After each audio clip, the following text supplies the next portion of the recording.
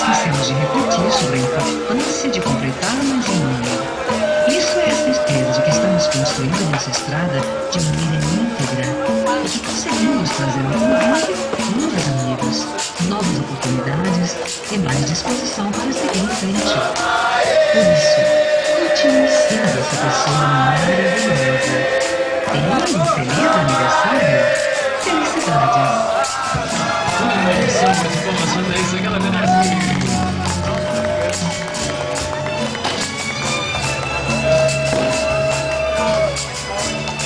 Olha, agora essa próxima vez que ela foi escolhida com muito amor e carinho, como mais uma linda forma de lembrar.